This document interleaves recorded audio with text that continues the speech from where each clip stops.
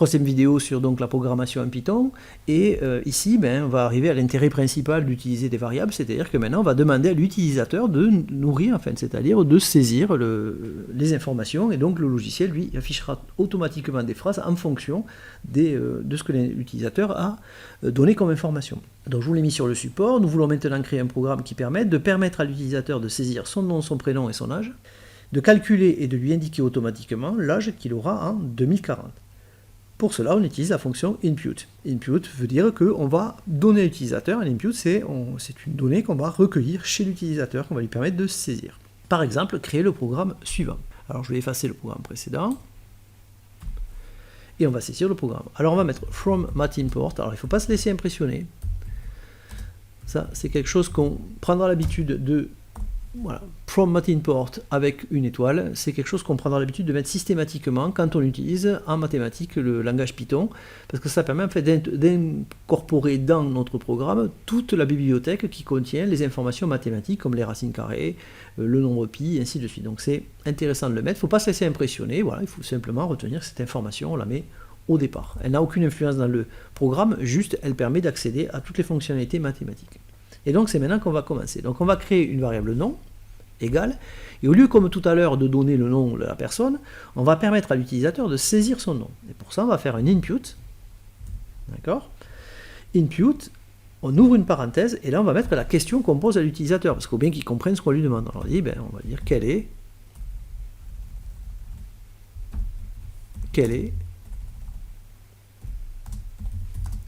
votre nom?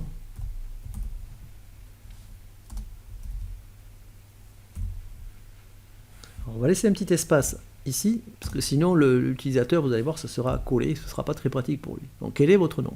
Et évidemment, on ferme la parenthèse, puisque comme on a ouvert ici une parenthèse, on ferme une parenthèse ici. Et on va mettre dessous print, vous connaissez maintenant, print c'est on affiche, hein. On va faire ça joliment, on aurait simplement pu faire un affichage brutal, on va juste mettre ici une petite phrase, on va lui mettre, eh bien votre nom est, pour qu'ils comprennent, hein, votre nom est... On ferme les guillemets, et là on va aller chercher ce qu'il aura mis dans la variable nom. Donc c'est la même chose que tout à l'heure, sauf que là c'est lui qui aura saisi le nom. Donc on va exécuter, et là vous voyez le logiciel a affiché cette petite fenêtre qui demande donc quel est votre nom. Ça c'est nous qui l'avons marqué ici. Entrer une valeur, on va saisir la valeur, ici on va dire Martin comme tout à l'heure. Voilà, valider, et le logiciel va mettre votre nom est Martin. Voilà. Si je réexécute ici, vous voyez, on peut changer ici, si je mets ici Lopez, et bien ici, valider, et vous voyez ici, votre nom est Lopez. C'est maintenant l'utilisateur qui donne, nous on joue le rôle d'utilisateur, mais c'est lui qui saisit l'information. Complétez le programme pour qu'il affiche le texte bonjour suivi du prénom et du nom de la personne choisie, donc ça veut dire que pour ça il va falloir recréer ici une deuxième variable prénom et lui demander. Alors on ne va pas s'embêter à faire ça deux fois, on va sélectionner et on va faire un copier-coller. Mais évidemment, on peut tout retaper. Donc, on crée une variable qui s'appelle prénom, et on demande quel est votre prénom. Alors, dans la phrase, ici, on peut mettre un accent, parce qu'on parle en français, donc il faut mettre un accent. Par contre, dans les variables, on évitera d'utiliser des accents. Le logiciel n'aime pas du tout ça, puisqu'ils sont programmés en anglais, et les langages anglo-saxons n'utilisent pas les accents. Donc ici, dans les phrases, on peut l'utiliser, pour que ce soit écrit en français, tout simplement, mais dans les variables, on essaiera d'éviter d'utiliser les accents. Donc ici on est là, donc nous je vous rappelle qu'on veut écrire bonjour et que s'affiche le nom et le prénom, donc on ne va plus imprimer votre nom et, mais on va imprimer bonjour.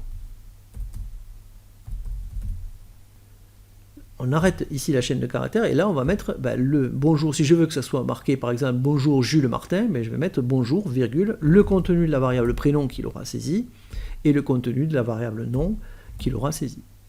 Je ferme la parenthèse et j'exécute le programme. Quel est votre nom? Martin. On valide. Quel est votre prénom? Jules.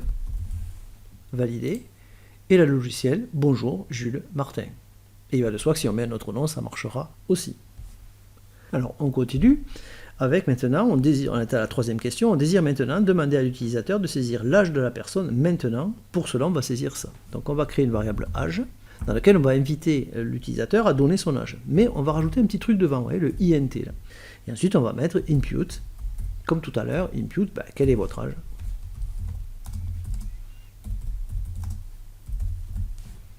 Avec un petit point d'interrogation, on ferme les guillemets, on ferme la parenthèse. Alors pourquoi on a rajouté ce petit int ici? On se rappelle que la variable âge, c'est un nombre sur lequel on va tout à l'heure faire un calcul, et donc on est obligé de dire au logiciel que là, il va y avoir, l'utilisateur va saisir un nombre. Et donc pour préciser que le logiciel que ça va être un nombre, on lui met int pour integer. Et après on met la commande input classique, exactement comme au-dessus, mais on met tout ça. Et vous remarquerez ici qu'on a ouvert deux parenthèses, donc à la fin il faudra qu'on ait deux parenthèses fermées si on veut que ça fonctionne. Donc ici, je ne l'ai pas demandé sur la feuille, mais si je fais print âge, vous allez voir que ça va fonctionner, voir les résultats. Donc si la personne met son nom Martin, on valide. Le prénom Jules et l'âge 32, on valide. Et là, le logiciel affiche bien bonjour Jules Martin, ça c'est ce qu'on a mis ici, print bonjour prénom nom, bonjour Jules Martin, il a mis dessous l'âge, là on n'a pas fait de phrase, parce que c'est juste provisoire. Alors maintenant, on arrive à la quatrième question, on va effectuer un calcul sur l'âge. Il s'agit maintenant de calculer automatiquement l'âge de la personne en 2040. Pour cela, nous allons créer une variable âge futur, et nous allons affecter à cette variable l'âge de la personne augmenté de un certain nombre d'années. Alors comme on est en 2023 et qu'on veut aller en 2040, il y a 17 ans qui nous séparent de 2040, donc on va y affecter la variable âge plus 17 ans. Donc ici, je vais enlever ça, je vais sauter une ligne pour qu'on y voit clair, et ici, je vais mettre âge futur. Donc ça, ce sera l'âge en 2040, âge futur, égale le contenu de la variable âge plus 17. Voilà ce que ça donne. Si je fais un print âge futur, pour vérifier, j'exécute le nom Martin, le prénom Jules, et l'âge, si je mets 32, eh bien le logiciel a dit bonjour Jules Martin, et 49. Pourquoi? Parce que si la personne a 32 ans, eh bien, dans 17 ans, donc en 2040, elle en aura 49. Voilà. Et ça, je voulais le préciser de manière vous le faire présenter de manière plus aboutie. Je veux qu'à la fin, donc quel est votre nom, quel est votre prénom, quel est votre âge, mais je veux que ça affiche aussi bonjour le prénom, avec en 2040, vous aurez 48 ans. Donc en fait, ici, on va ouvrir un guillemet, on va marquer en 2040, virgule, vous aurez, et là on arrête les guillemets, parce que là on va aller chercher le contenu de l'âge futur, que la personne, qui sera calculé en fonction de ce que la personne aura saisi, et on rajoute évidemment le mot en, et un petit point pour finir la phrase. On ferme les guillemets, on ferme ici. On exécute. Quel est le prénom? Ici la personne s'appelle Tardieu. Pardon, au niveau du nom, Tardieu. Le prénom, Marie. Elle a 35 ans. Quel est votre âge? 35. Voilà. Et le logiciel affiche bien bonjour Marie Tardieu, en 2040, vous aurez 52 ans. Et oui, si quelqu'un actuellement a 35 ans, il en aura 52 en 2040. Je terminais par un exercice dans lequel on devait créer un programme qui permette à l'utilisateur de saisir son nom, son prénom, son métier et son salaire mensuel. Le programme devrait calculer automatiquement le salaire annuel. L'affichage final devra ressembler à ce qui est sur la feuille. Donc là, on va garder peut-être le nom, le prénom, commun, qui est commun aux deux programmes. Donc on demande le nom de la personne, on veut le métier, donc on va mettre une variable métier. Input, alors le métier c'est un mot, donc on n'a pas besoin de mettre int devant. Quel est votre métier?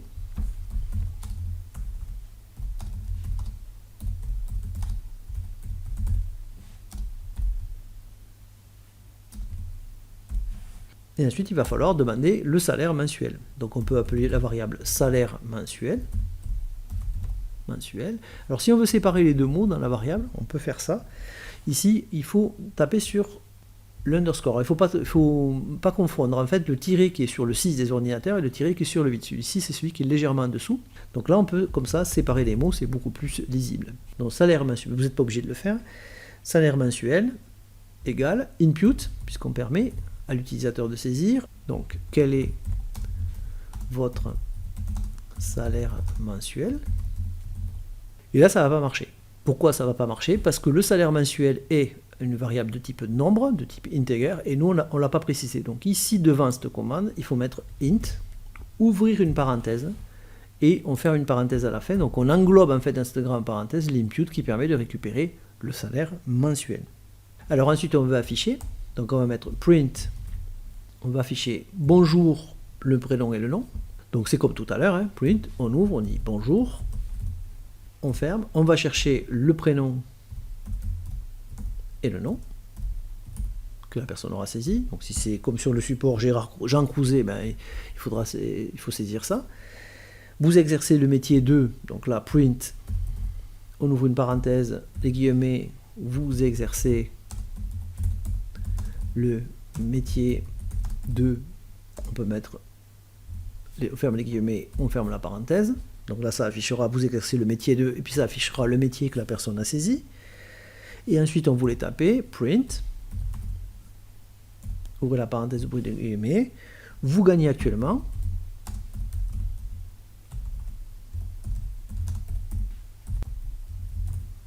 donc vous gagnez actuellement, virgule, salaire mensuel. Donc si la personne a saisi 1500 euros, ben ça affichera, vous gagnez actuellement 1500. Ensuite, on reprend, on ferme ici avec la virgule, on réouvre, c'est euros par mois. Alors c'est par mois. J'ai pas mis le symbole, j'ai pas mis euro dans la phrase, mais ce serait mieux.